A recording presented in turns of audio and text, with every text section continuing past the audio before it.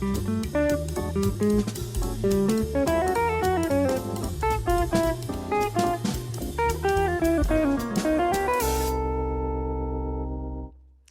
everybody, welcome to Line of the Week number 126, Motif Development Using Melodic Rhythms.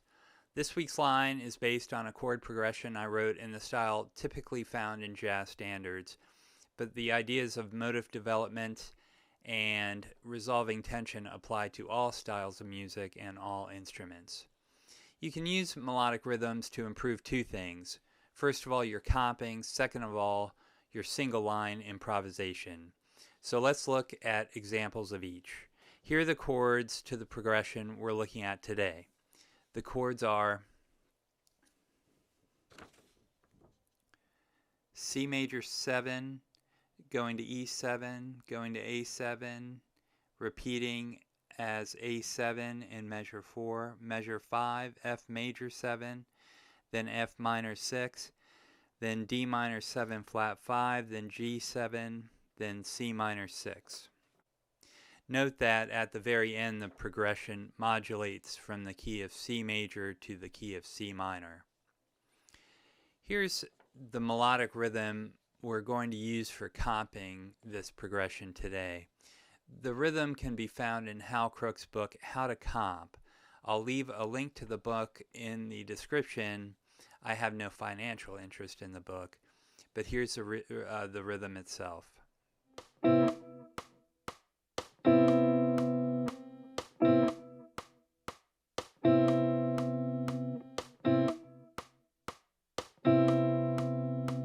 You can vary the comping rhythm by making them shorter or longer.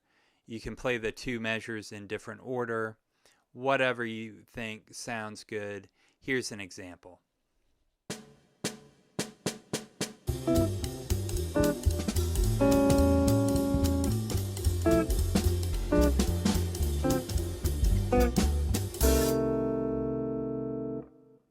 Here are the chord scales I'm using. I use the notes from the chord scales for two things. First of all, as a source for notes for improvisation. Secondly, to determine appropriate notes for tensions for comping. In measure 1, under C major 7, G pentatonic. Then it goes on to F melodic minor, and then to C half whole for A7.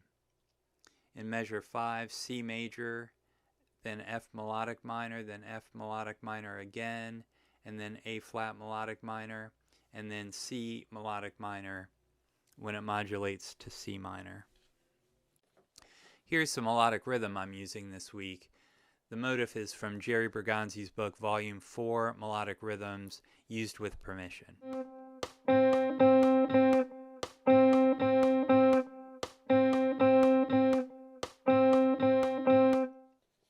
Here's the line of the week with Guitar Pro backing I use to make sure I'm getting the notes and the rhythm accurate.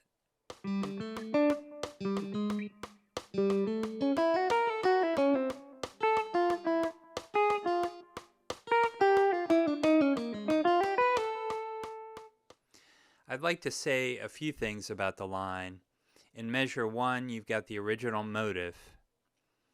In measure 2, you've got a fragment of the original motif. In measures 3 to 4, you've got fragmentation and then extension. So you've got a fragment of the original motif followed by an extension of the fragment. In measure 5, you've got the original motif, rhythmic motif stated again.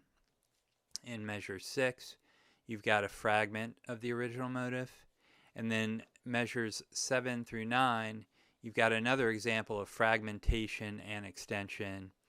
Again, you've got the fragment of the original motif followed by extension of the fragment.